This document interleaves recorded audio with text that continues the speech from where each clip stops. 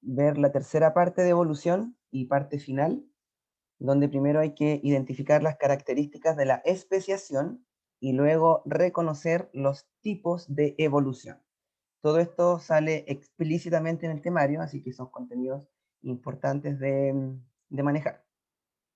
Pero antes de hablar de los temas que corresponden hoy, quiero colocar nuevamente esta imagen que mostré la semana pasada para hacer un contexto de lo que habíamos revisado.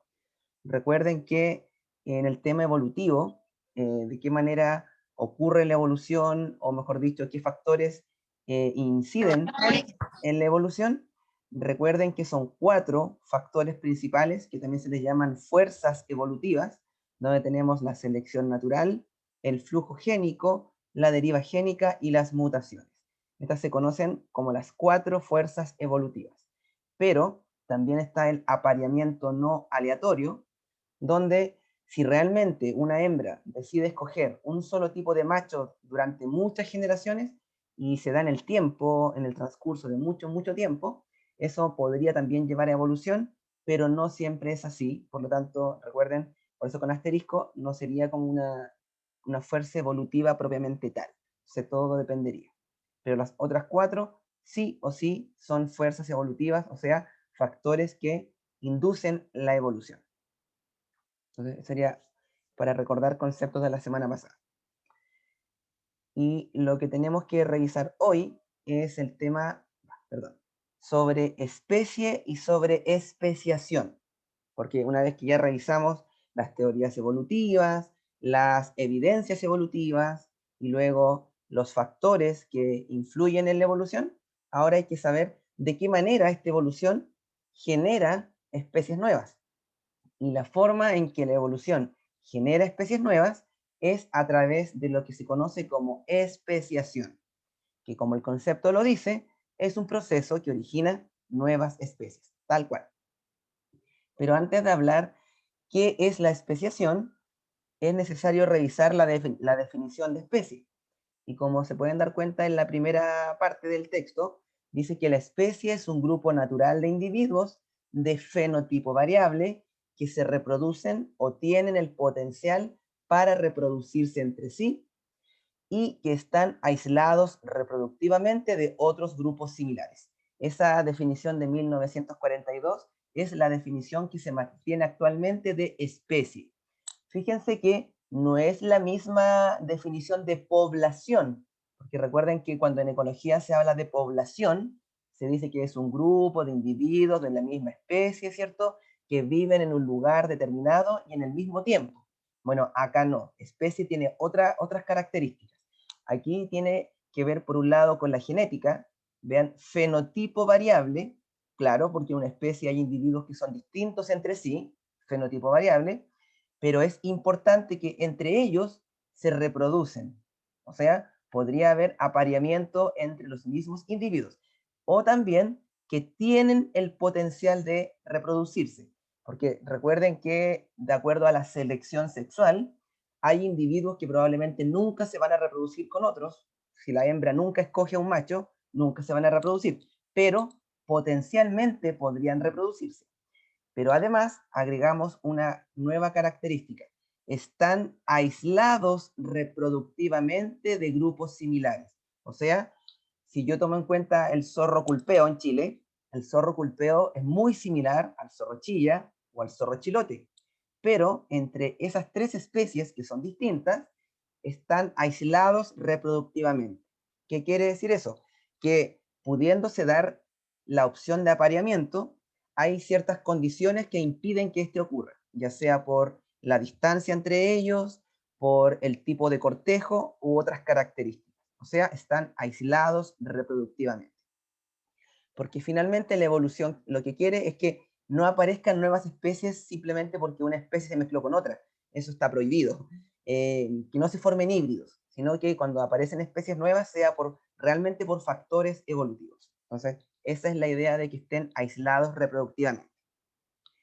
Y por lo tanto, tenemos que definir aislamiento reproductivo, que básicamente son distintos mecanismos, muchos mecanismos que tenemos que revisar, que van a aparecer en una especie y que interrumpen el flujo de genes, o sea, el flujo génico. Por lo tanto, no se pueden originar nuevas especies. O sea, se interrumpe el flujo génico. Quiere decir que un individuo que se parece a otro están impedidos de aparearse, o si se aparean, están impedidos de formar una especie nueva. Eso es el aislamiento reproductivo, que puede tener muchos mecanismos distintos. Entonces, esta es la introducción del tema especiación. ¿Preguntas, consultas hasta aquí? ¿No? Entonces, continuamos. Una consulta. Dígame, por supuesto. La mezcla de los híbridos, en este caso, no son considerados especies nuevas, ¿cierto? No son considerados especies nuevas, porque recuerden, siempre hay que ir a la definición de especie, y especie dice que se reproducen o tienen el potencial de hacerlo entre sí. Por lo tanto, si yo pienso en la mula, que la mula es la mezcla entre, creo que un caballo y una burra, o el burdégano, que es la mezcla entre el burro y la yegua, son individuos, claro, sobreviven, se forman, son híbridos, pero son estériles. Por lo tanto, ellos no tienen el potencial de reproducirse, por lo tanto, no son considerados una especie. Esa es la clave para saber si es o no es especie. Ahora tenemos que revisar cuáles son esos mecanismos que impiden que especies que no tienen nada que ver se reproduzcan o generen híbridos. Esa es la idea. Y estos mecanismos son de dos tipos. Siempre piénsenlo así. Mecanismos que actúan y que impiden que se forme el cigoto, o sea, la fecundación, y mecanismos que actúan después que se formó el cigoto, o sea, ya hubo fecundación y hay que impedir que ese individuo sobreviva o algo que le pase que no forme una especie nueva. Y los mecanismos que actúan antes que se forme el cigoto se conocen como mecanismos precigóticos. Claro, antes del cigoto. Y son un sinnúmero de mecanismos y que tienen como objetivo impedir que haya una especie nueva actuando antes de la fecundación. Por ejemplo, tenemos el aislamiento geográfico, que como dice su palabra, es un aislamiento que separa dos individuos, o sea, dos poblaciones que se parecen mucho, dos especies, las separa por alguna barrera geográfica, ya sea, como dice aquí, una isla, una población vive en una isla y una población muy parecida vive en el continente. Por lo tanto, están tan separados que nunca podrían juntarse. Aislamiento geográfico. Un río que separa a estos individuos, como no pueden cruzar el río, no podrían aparearse ni mezclarse. Glaciaciones también, que hayan ocurrido en la historia, separan especies. En el caso de el oso polar y el oso grizzly, que el oso polar vive ¿cierto? En el Polo Norte, y el oso grizzly vive ya en la parte del continente no con hielo, como están separados por el hielo, no se pueden juntar. Pero aquí hay que hacer un pequeño alcance, que el oso polar apareció producto a consecuencia del oso grizzly que se fue a los polos, al polo norte en este caso. Por lo tanto, tienen cierto parentesco. Y actualmente, debido al cambio climático, el oso polar está buscando nuevos lugares, nichos que colonizar, y está volviendo al lugar donde no hay nieve, y se han producido apareamientos entre el oso polar y el oso grizzly, y aquí han aparecido híbridos que se llaman Grolar, que es mezcla de grizzly con polar. Y muchos de esos hijos son fértiles, que se aleja de lo que estamos hablando.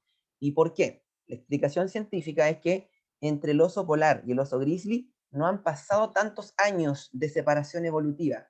Por lo tanto, aún quedan ciertos genes que permiten que haya flujo génico y fertilidad. Pero sería como un caso específico solamente por los pocos años que han transcurrido. Pero Profe, normal, dígame. una consulta. ¿Esos Sí. años que han transcurrido pueden incidir en la prolongación de la vida de estos individuos, ¿cierto? ¿En qué sentido la prolongación de la vida? Por ejemplo, así como llevan tantos años de viviendo en hábitats diferentes, al volver a reproducirse, el hijo en este caso vivirá menos años o Ya entiendo. No, de o hecho, nada que claro, entiendo. El documento que leí científico dice lo contrario. Dice que los hijos que se producen, los híbridos, tienen características mucho mejores. Porque, por ejemplo, en el caso del oso polar, él tiene una capa de grasa muy gruesa, por lo tanto esa capa de grasa, que no la tiene el grizzly, le impediría sobrevivir en la tierra donde no hay nieve, hielo, porque mucho calor, mucho cansancio, entonces sería malo.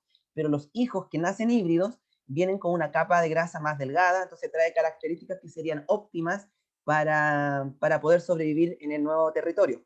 Por lo tanto, podría ser que sí se forme una especie nueva en este caso, solamente por los pocos años que han transcurrido de la separación. Pero sería como un caso puntual, porque en lo general cuando pasa esto, los individuos sí o sí son estériles. O a veces los machos son estériles y las hembras no, igual no sirve porque tendría que ser macho y hembra fértil. Entonces, sería una excepción a esto, el oso polar con el gris. Tenemos otro tipo de aislamiento que se llama ecológico, tal cual como la palabra lo dice. Recuerden que ecología tiene que ver con el hábitat, el nicho, las relaciones que tienen los individuos unos con otros. Bueno, ¿qué pasa aquí en el caso del aislamiento ecológico? Individuos de poblaciones que son muy parecidas entre ellas, por ejemplo, el tigre y el león, viven en el mismo ecosistema. O sea, si uno va al lugar, podría haber tigres y después podría haber leones. La diferencia es que el tigre prefiere lugares más como tipo selva, donde hay árboles, donde pueda refugiarse. En cambio, el león prefiere el terreno abierto. Por lo tanto, como tienen preferencias ecológicas distintas, en este caso el hábitat y donde encuentran su alimento, no se encuentran. Cuando una leona o león estén en celo, o sea, tigre, tigresa, león o leona están en celo, difícilmente se van a encontrar para un posible apareamiento porque ecológicamente prefieren distintos hábitats dentro del mismo ecosistema. Entonces, es otro tipo de aislamiento. No se van a encontrar. Lo mismo ocurre en este tipo de serpientes, donde son del mismo género, pero esta de acá prefiere andar, es terrestre, prefiere andar en la tierra, y la otra es de hábitos acuáticos, entonces anda en ríos principalmente. Por lo tanto, difícilmente se van a encontrar porque tienen distinta preferencia. Entonces, aislamiento ecológico tiene que ver con lo que prefieren los organismos en su hábitat. Entonces, no se encuentran porque no todos van a preferir el mismo hábitat. Entonces, no se encuentran. Y por último, o sea, no por último, aún quedan más. Por último, en esta diapo, tenemos el aislamiento temporal o también conocido como estacional de estación. Temporal tiene que ver con el tiempo, ya sea día, noche, tarde o mes del año o estación del año. Eso tiene que ver con temporal o estacional, que los organismos aquí presentes que tienen, podrían aparearse probablemente, tienen actividad reproductiva en momentos distintos del día o actividad reproductiva distinta durante el año. Por ejemplo, algunos se reproducen entre marzo y abril, pero los otros se reproducen entre julio y agosto. Entonces, aunque se encuentren en el mismo hábitat, en el mismo ecosistema, estén muy cerca, la época de apareamiento es distinta. Lo que ocurre, por ejemplo, en este tipo de cigarra, que es un insecto bien conocido porque en verano hacen mucho ruido y que es muy frecuente encontrarlo en países como Estados Unidos y de América del Norte, hay una especie de cigarra, o sea, no, las cigarras, la mayor parte de su vida la viven en la tierra. Y cada 13 años, algunas especies emergen de la tierra y vuelan para aparearse. En cambio, la otra especie, cada 15 años emerge de la tierra y se puede ir a parear. Entonces, como una es cada 13 y la otra cada 15, nunca se van a encontrar o difícilmente se van a encontrar. De hecho, leía un documento científico donde decía que la posibilidad que pudieran encontrarse dos especies de cigarras es una cada 212 años. O sea, realmente es improbable. Entonces, eso sería aislamiento estacional o temporal, porque el periodo de apareamiento es en distintos momentos del año, del día, puede ser. En el caso de las flores, hay flores que florecen en el día y otras en la noche. Entonces, ocupan distintos polinizadores y no se podrían encontrar. Esto es aislamiento, que dos poblaciones, especies muy parecidas, no se encuentren y no coincidan en el apareamiento. ¿Preguntas? ¿Dudas? Creo que faltaba una imagen aquí. bueno, se ve pequeñita, pero aquí muestra un gráfico que una vez apareció en una prueba, donde se ven especies de ranas y se ve que una tiene su pic de apareamiento máximo entre abril y mayo. En cambio, la otra tiene su pic máximo a mitad de mayo. Entonces, por lo tanto, nunca se van a encontrar porque son distintos momentos. Entonces, eso tiene que ver con aislamiento temporal o estacional. Otro tipo de mecanismo precigótico, recuerden, antes que haya fecundación, no se forma el cigoto, por eso es precigótico. Tenemos el aislamiento conductual, o también conocido como etológico. Al menos para temas de EMRE, yo he visto que siempre aparece como conductual. Así que conductual sería la palabra preferida del DEMRE, o también aislamiento de comportamiento he visto. Tenemos que las especies, que son muy parecidas, aquí vemos aves que se parecen bastante, tienen un comportamiento de apareamiento distinto. Por ejemplo, a esta ave le gusta colocar objetos azules en su nido para adornarlo. En cambio, otra ave, que es muy parecida, prefiere su nido adornarlo con ramas que quede así como bien desordenado, por decirlo así. Por lo tanto, una hembra de nunca le va a llamar la atención de un macho de o a una hembra de no le va a llamar la atención un macho acá, porque tiene una conducta distinta de apareamiento que sería adornar el nido de una cierta manera. Entonces, aislamiento conductual porque no hay atracción. De hecho, aquí encontré esta imagen, la encontré muy divertida. Vemos que aquí hay un macho cantando y la hembra aquí no le gusta su canto, por lo tanto, no hay chance de apareamiento porque no hay atracción, no coincide el cortejo, ni el canto, ni el nido, ni nada. Entonces, aislamiento conductual. Tenemos también el aislamiento mecánico. Cuando hablamos de aislamiento mecánico, tiene que ver literal sobre las estructuras corporales, que en este caso no coinciden. Los organismos son distintos entre ellos. Sus cuerpos, sus anatomías no coinciden. Por lo tanto, no puede haber apareamiento a pesar de que los organismos intentaran, ¿cierto?, tener apareamiento. Un ejemplo son dos especies de caracol, que si yo las veo muy igual, pero como uno tiene como el espiral para un lado en su caparazón y el otro tiene el espiral para el otro lado, cuando hay apareamiento no coinciden, por lo tanto no puede haber fecundación ni tampoco apareamiento. Entonces, eso es aislamiento mecánico. Corporalmente, reproductivamente, los individuos no coinciden. Por lo tanto, no hay apareamiento ni fecundación. Profe, una consulta. ¿Sí? ¿Cópula es sinónimo de cigoto? No, cópula es apareamiento. Ya. Eso es cópula, sí. Cigoto sería, sinónimo de cigoto es huevo. Huevo o cigoto. Sí. Luego tenemos la última carta bajo la manga antes que se forme el cigoto. Recuerden, todos estos mecanismos que hemos nombrado impiden que se forme un cigoto, o sea, que no haya fecundación. Si se han vencido todos los aislamientos anteriores, todos los mecanismos han fallado y efectivamente existe apareamiento, la última alternativa es la que se conoce como incompatibilidad gamética.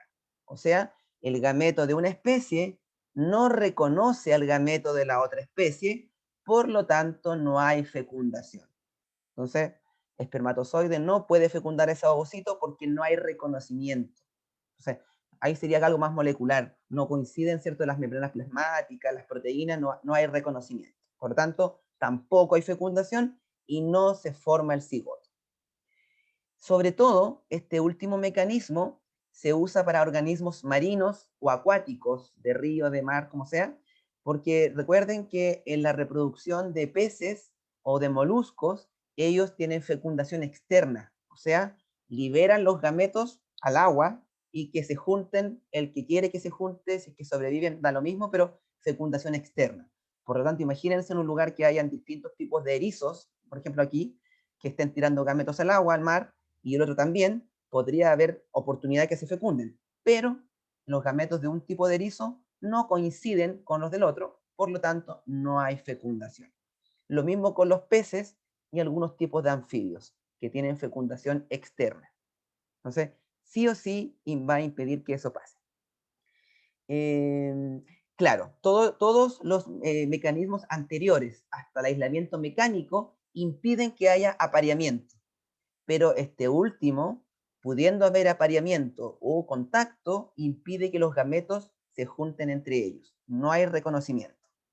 O sea, en resumen, todos estos mecanismos impiden que haya un cigoto, o sea, que haya fecundación.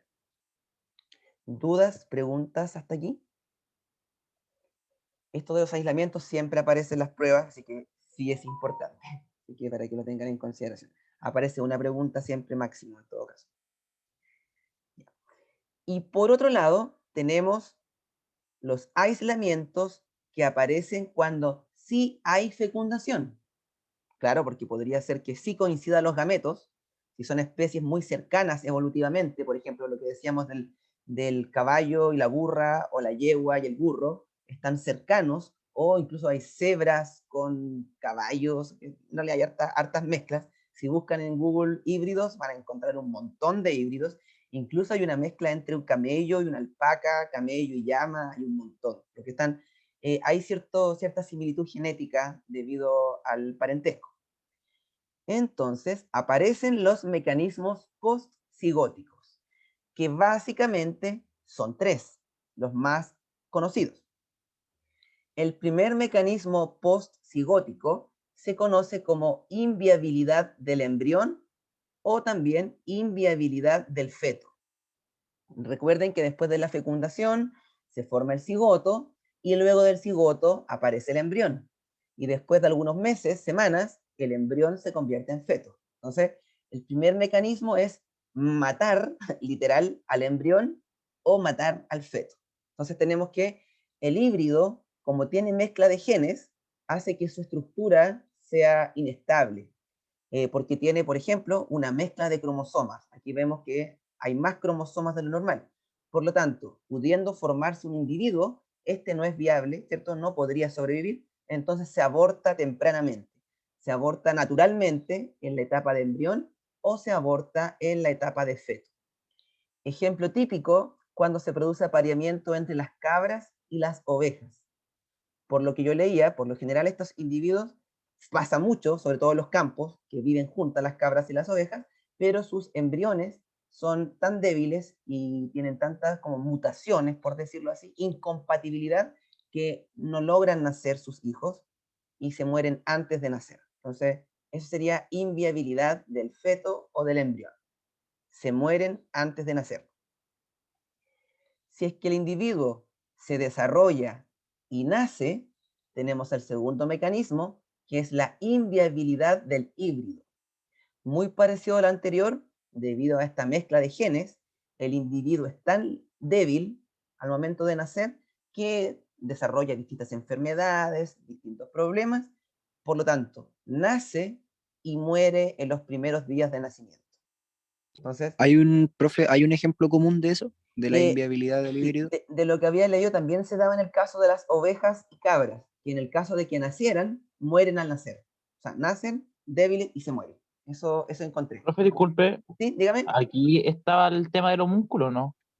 Me acuerdo ¿De, que usted una vez lo hizo. No lo hizo, pero unos chiquillos le preguntaban de mi curso, ¿se acuerda? de qué cosa? Del ¿Del homúnculo, músculo, del músculo? huevo, de la gallina. Huevo, huevo, huevo. Hoy no me acuerdo, pero a ver, pero ahí sería, es que eso no sé si es real realmente, no, ahí, No me acuerdo, profe, me acuerdo que hubo un boom en su tiempo sí, sí me acuerdo, y sí me acuerdo, sí. algunos compañeros de mi curso hicieron la consulta, me acuerdo yo.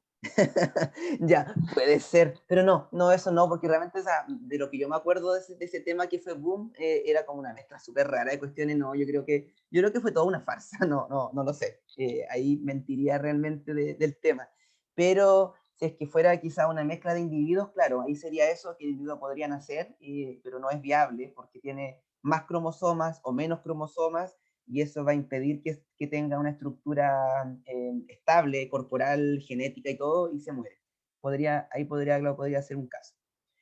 Y en caso de que el individuo nazca y que tenga todo el vigor, la vitalidad para sobrevivir, tenemos el último mecanismo postcigótico, que sería la infertilidad del híbrido. O sea, el individuo nace, es viable, todo, pero es infértil. Ya sea es infértil el macho, principalmente el macho, y la hembra sí es fértil, pero como no podría haber apareamiento entre una hembra y un macho de esa supuesta especie, no es una especie y no aparece una nueva especie real.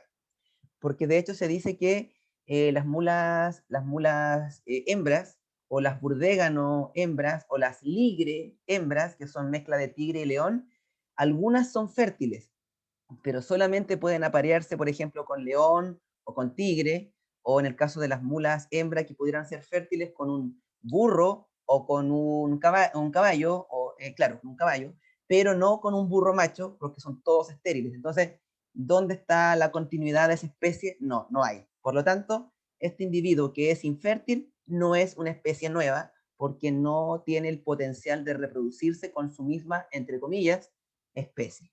Entonces, ese sería el último mecanismo y ahí ya queda más que claro que no puede aparecer una especie nueva por mezcla de otras especies. ¿Sí? Entonces, esos serían todos los mecanismos precigóticos y los postcigóticos, que se oponen a la formación de una nueva especie en base a la mezcla de dos especies distintas, por muy cercanas que estén. Pero como les decía, un caso que se escapa de esto sería el oso polar con el grizzly, solamente porque entre su separación no ha pasado tanto tiempo evolutivo y aún conservan ciertas características que le permiten tener fertilidad.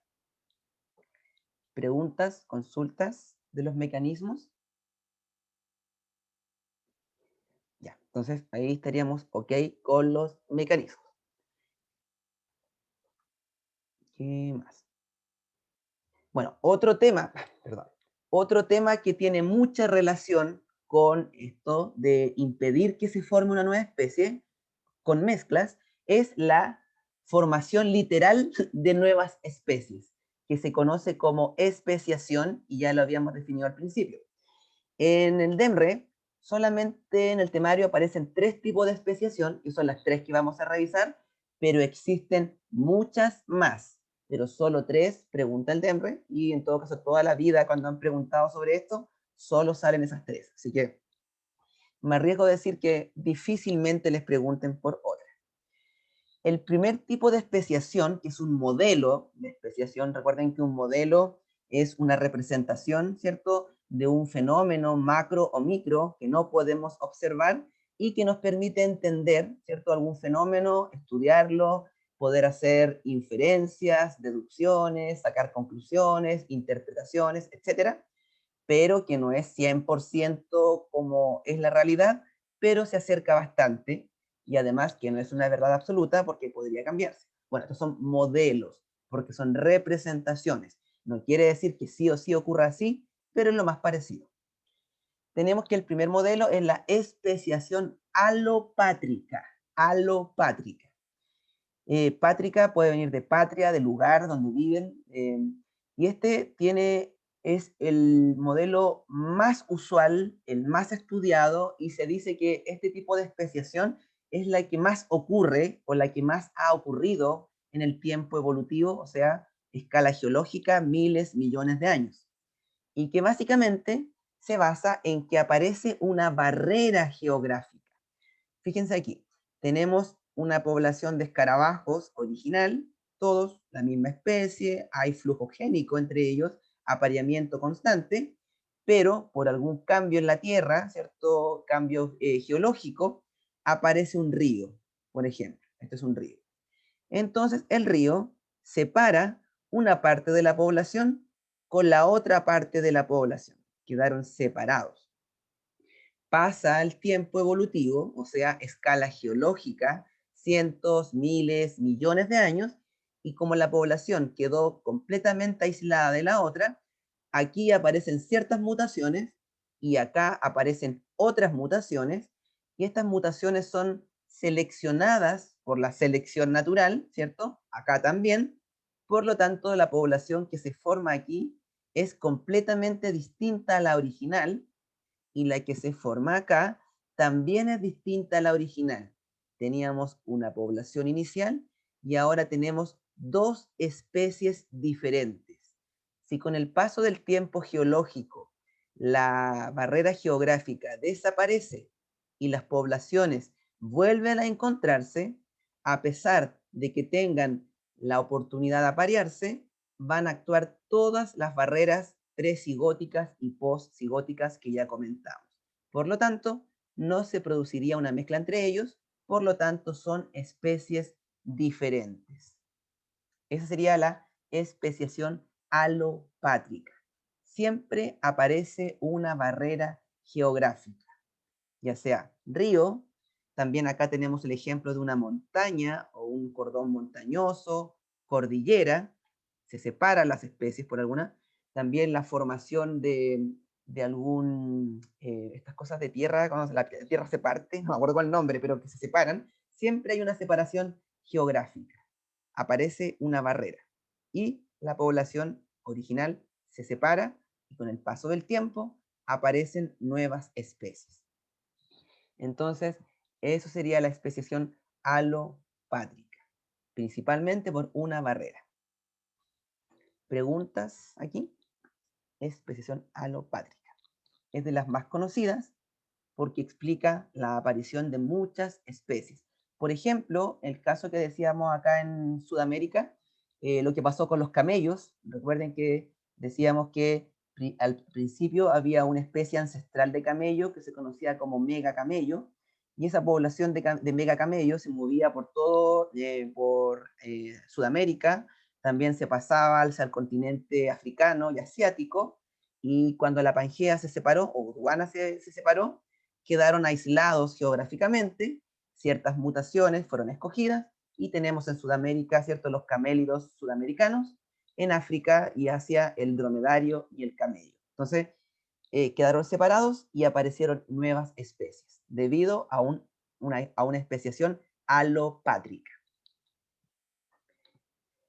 Otro ejemplo muy conocido, tenemos en Estados Unidos el Gran Cañón, que antiguamente, hace unos miles de años atrás, esto estaba junto, no estaba este espacio, y cuando esto se separó, existía una especie de ardilla que se movía de un lugar a otro, pero con la formación del Gran Cañón quedaron aisladas geográficamente, y con el paso del tiempo aparecieron estas especies, que son las ardillas del sur y las ardillas del norte.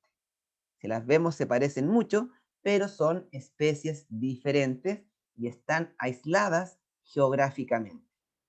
Entonces, no hay flujo de genes entre ellas. Entonces, eso sería especiación alopátrica.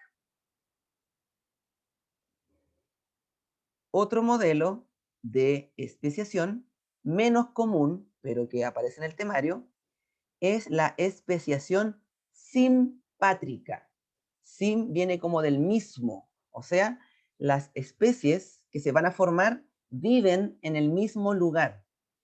Fíjense acá en este ejemplo, tenemos un bosque de árboles, viven todos juntos, y con el paso del tiempo aparece una nueva especie dentro del mismo bosque. Bueno, aquí no hay ninguna barrera geográfica ni nada de eso, o sea, están todos juntos, pero ¿qué ocurre? Algunos de estos árboles comienzan a utilizar algún recurso en algún lugar específico, por ejemplo, aquí al medio. Supongamos que el suelo aquí tiene menos pH, entonces ellos prefieren estar en un suelo con menos pH, en cambio los demás prefieren estar en el suelo que tiene un pH distinto.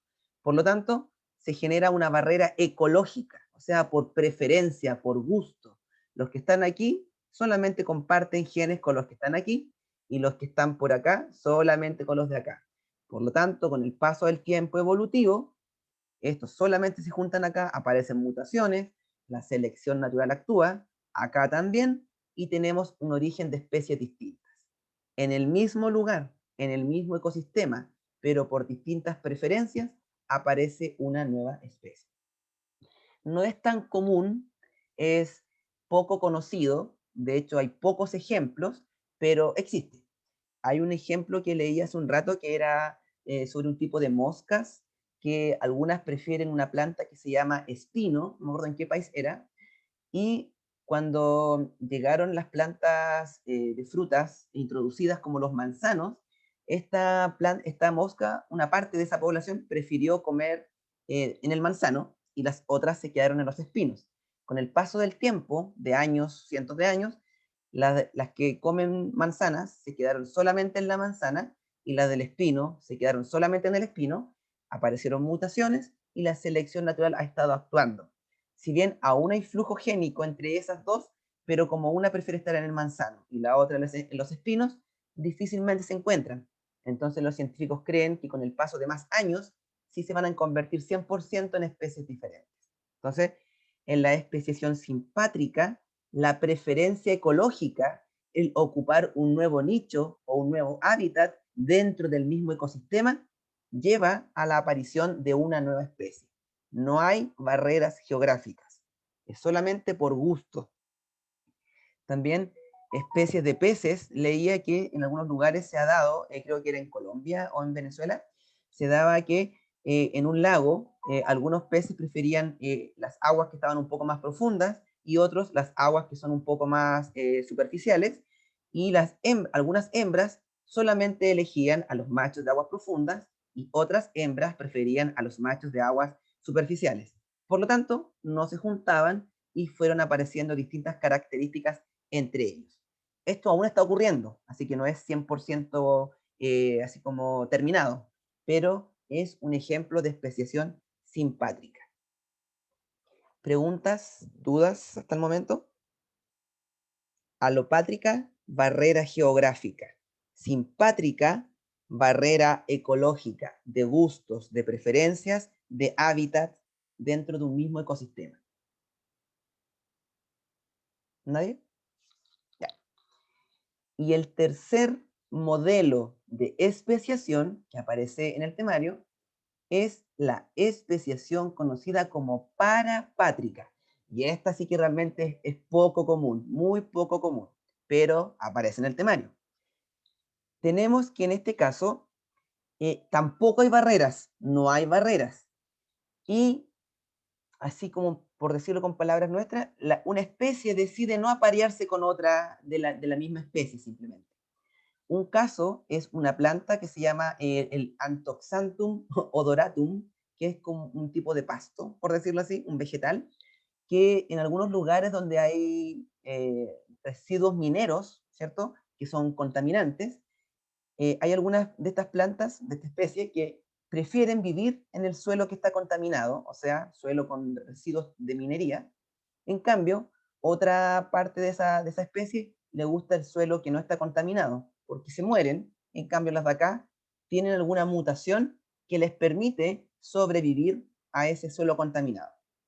Por lo tanto, ellos están uno al lado del otro, o sea, sin problema podrían generar semillas, ¿cierto? Polen, lo que sea, y aparearse, entre comillas, aparearse, mejor dicho, tener reproducción, pero las plantas de esta especie que viven en el suelo contaminado prefieren solamente reproducirse con las que viven en el suelo contaminado. Y las que viven en el suelo que está no contaminado, no les queda otra opción, por lo tanto solamente se reproducen con las que están en el suelo no contaminado. Aquí hay posibilidad de intercambio de genes, pero esta planta decide no intercambiar genes con estas, por decirlo así. Y este tipo de especiación ha llegado como a tal punto que la planta que está en el ambiente contaminado, incluso ahora, últimamente, desarrolló una floración en un momento distinto que la otra. O sea, ahora ya realmente le bloqueó el flujo génico completamente a los otros individuos. Entonces, aquí tenemos la planta real, así se ve la que está en el ambiente limpio y la que está en el ambiente contaminado. Son muy parecidas, pero estas florecen en una cierta época del año y la otra en el otro. O sea, el flujo génico que podría ocurrir ya no ocurre, por preferencia, simplemente por decirlo así. Esa es la especiación parapátrica. Están uno al lado de otro, tampoco hay barrera, pero hay una decisión de no intercambio génico. También ocurre eso en una especie de gusano que vive en costas marinas, ahí está el nombre de la especie, que un gusano decide simplemente solamente intercambiar genes con los que viven en ciertas regiones de esa área costera y no se junta con el otro. Como resultado, con el paso del tiempo, se han formado especies distintas. Entonces, hay posibilidad, ¿cierto?, de intercambio de genes, pero no lo hacen. Y si es que lo hay, es muy poquito. Entonces, son especies distintas. Esa es la especiación parapátrica. No hay barrera. Y finalmente se forma una nueva especie debido a que el flujo de genes disminuye casi a cero. Entonces, alopátrica con barrera. Simpátrica, sin barrera, en el mismo lugar, por ocupar un nuevo nicho, un nuevo hábitat, no hay contacto o muy poco contacto, y la parapátrica tampoco hay barreras, de hecho la misma especie está al lado de sus compañeros, pero no intercambian genes y finalmente se forma una nueva especie. Esos serían los 3 modelos de especiación. ¿Preguntas aquí? ¿No? Y por último, No, profe, todo claro. ya, perfecto. Y por último tenemos los tipos de evolución, que también aparecen en el temario y tienen mucha relación con todo lo que se ha revisado. En general tenemos 3 tipos de evolución. El primer tipo de evolución se conoce como coevolución, así quiere decir que van al mismo tiempo, ocurren simultáneamente, y la coevolución sería el efecto o el resultado de 2 o más individuos que a lo largo del tiempo evolucionan juntos, por decirlo así. Por ejemplo, en el caso del colibrí con una flor o ciertos tipos de plantas, que la planta desarrolla una forma de la flor que es óptima para que el colibrí pueda alimentarse, y el colibrí desarrolló una forma de pico óptima para poder también alimentarse de esa flor. Entonces, una coevolución. Si la planta cambia, el colibrí cambia. ¿Y cuándo se da la coevolución? Se da principalmente, hablando en ecología, en relaciones de simbiosis y de depredación. ¿Recuerdan cuáles son los tipos de relaciones simbióticas ecológicas? Son 3. ¿Cuáles son las 3? ¿Alguien lo recuerda? Si no lo recuerdan, no importa, pero aprovecho de preguntarles. Simbiótica. Interespecífica, interespecífica, no me Ya acuerdo. interespecífica, ¿sí? ¿Cuál? No me acuerdo. Interespecífica, Sí. intraespecífica y no me acuerdo la otra. Ya, pero de las simbióticas, simbiosis, que significa vivir juntos, interespecíficas, ¿cuáles son los ejemplos? Que vivan juntos. El mutualismo, por ejemplo, mutualismo, viven juntos. Entonces, como viven juntos y dependen el uno del otro, la evolución ocurre al mismo tiempo. Por ejemplo, como los líquenes, recuerden que los líquenes son una asociación principalmente de hongos con algas o de hongos con cianobacterias. Por lo tanto, ahí se da una coevolución. Aquí, como escriben en el chat, el parasitismo. Perfecto. El hospedador cambia para que el parásito no lo moleste, pero el parásito también cambia para poder seguir ocupando al hospedador. Entonces, el parasitismo también lleva. O en el caso del comensalismo, también. El comensal y el que es el que ayuda, por decirlo así, también van cambiando, porque viven juntos. En las relaciones simbióticas se da eso. También la coevolución se da en una relación de depredación. Por ejemplo, la presa se hace más ágil, pero el depredador se hace más rápido. La presa se hace de color más oscuro, el depredador se hace más inteligente, por decirlo así. Entonces, los dos van cambiando. La presa y el depredador coevolucionan juntos. Profe, O, sí, dígame, dígame. disculpe, es que había leído un artículo en que mencionaban que el ser humano antes tenía a un depredador que era el diente de sable. Sí, Y sí, que sí. si así como se hubiera seguido el tiempo y el diente de sable hubiera evolucionado en conjunto al humano, hubiéramos tenido en cierto sentido un depredador que nos acechara. Es verdad, Exacto. ¿cierto? Sí, es verdad, también lo he leído. Sí, de hecho, la especie más antigua humana era devorada y de hecho no solo por eso, también había otros organismos más que eran como perros grandotes que también se los comían, pero como el humano desarrolló herramientas y armas, claramente ahí ya se pudo defender, y después ya cuando se asentó la contaminación y todo eso, finalmente fue eliminando a esos organismos y lo que tenemos hoy, claro. Entonces, Sí, de hecho, si siguiéramos en esos tiempos, tendríamos ese peligro, pero no fue así. El humano buscó otra estrategia. Entonces, coevolución se da principalmente cuando dos o más especies están en interacción constante durante sus vidas, sobre todo relaciones ecológicas de simbiosis, como el parasitismo, el mutualismo, el comensalismo, en la depredación, presa y depredador, y también en el caso, como vemos aquí, del colibrí con con la planta, que esto es una protocooperación. Aquí también hay coevolución. ¿Se acuerdan cuál es la diferencia entre la protocooperación y el mutualismo? Que son muy parecidas, pero no son lo mismo. Protocooperación y mutualismo. ¿Por, ¿Por qué el colibrí con la planta sería protocooperación? Profe, es que hay uno que es como obligado y el otro se le llama como facultativo. Perfecto, eso es. El mutualismo es obligatorio.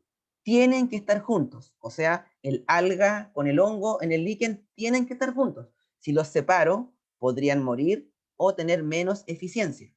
Pero en el caso del colibrí con la flor, no están obligados, porque si este colibrí, específicamente este, no viene esta flor, va a venir otro, u otro, y no están obligados a estar juntos. Y el colibrí podría alimentarse de distintas plantas, o flores, mejor dicho, pero no obligado con esta. Eso es la protocooperación. No hay una relación de obligatoriedad. En cambio, en el mutualismo, sí, tienen que estar juntos. De lo contrario, disminuyen su sobrevivencia. Muy bien. Entonces, este es un tipo de evolución, coevolución. Ambos, o si son más de dos, evolucionan juntos. Uno cambia, el otro también. O sea, aquí la selección natural escoge características de uno y escoge características del otro que los benefician a ambos. Bien. El otro tipo de evolución es la que se conoce como evolución convergente. Este es el nombre típico, pero un año a Demre, digo entre comillas desgraciado, se le ocurrió poner el nombre paralelismo. Es lo mismo, pero si alguien lo ve como paralelismo, probablemente poco han escuchado ese concepto, entonces lo agregué por si acaso. Entonces, evolución convergente, que es sinónimo de paralelismo. Entonces, fíjense en la imagen, esta imagen la había mostrado anteriormente, miren bien la imagen. ¿A qué les hace alusión esta imagen? ¿A qué tema evolutivo revisado?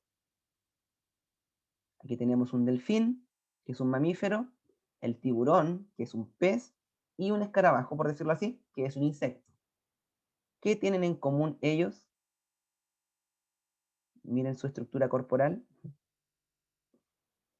Aleta para nadar, aleta para nadar y pata con forma de aleta para nadar. ¿A qué les recuerda esto? ¿Qué tipo de órganos? Misma función, distinto origen. Órganos homólogos o análogos. Bueno, ahí aparece si lo leen, pero igual. Órganos, aquí escriben algo. Órganos análogos, exacto.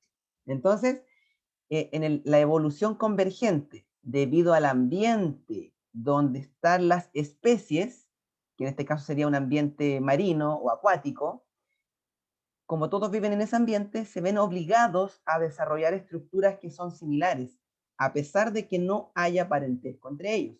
Por lo tanto, estas especies distintas tienen órganos muy parecidos, o sea, órganos análogos. Esta es la evolución convergente.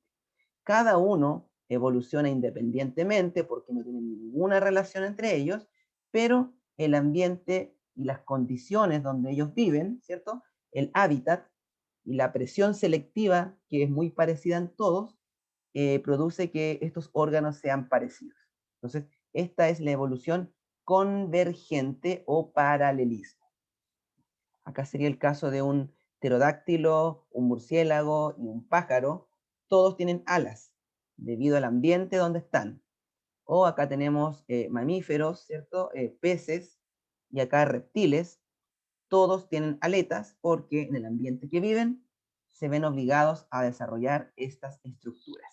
Entonces, evolución convergente.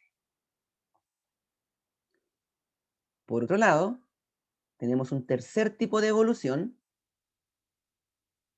que Es todo lo contrario, es la evolución divergente. Miren las imágenes. ¿A qué órganos les recuerda eso?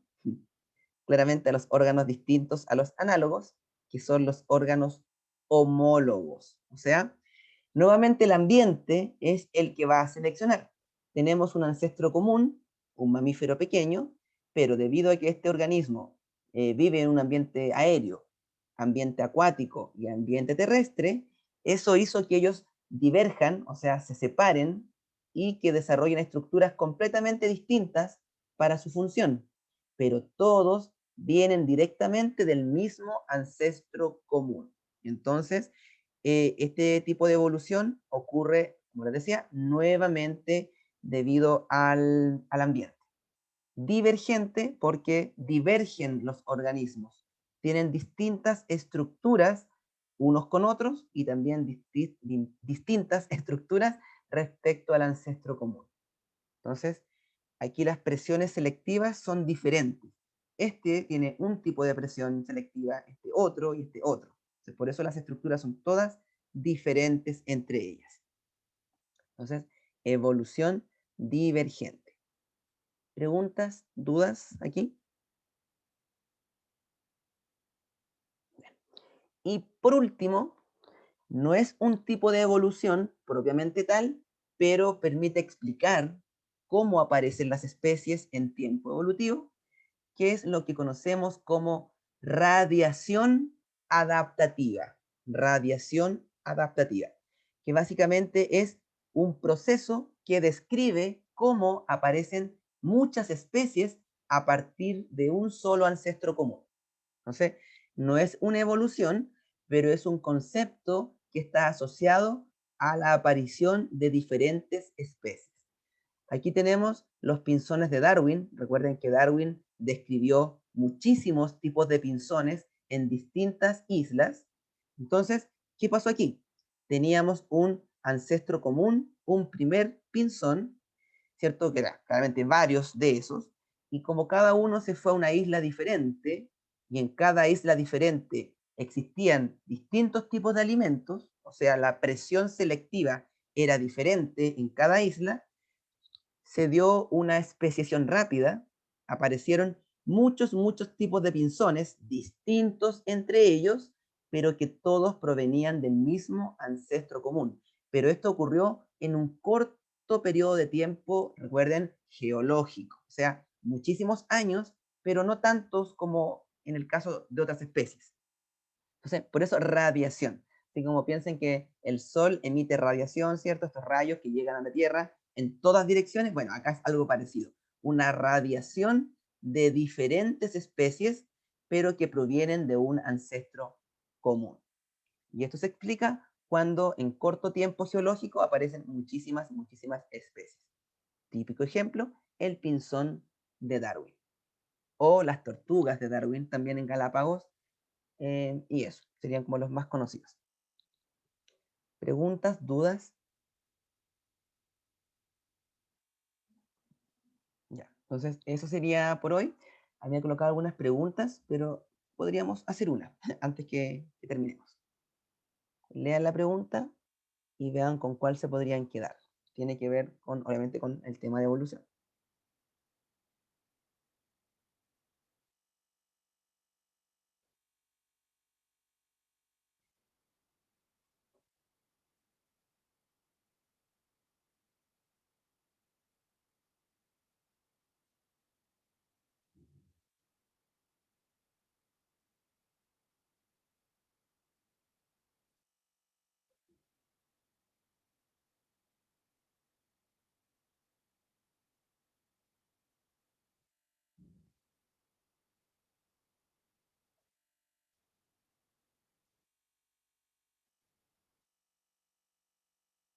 ¿Les tinca alguna de esas alternativas?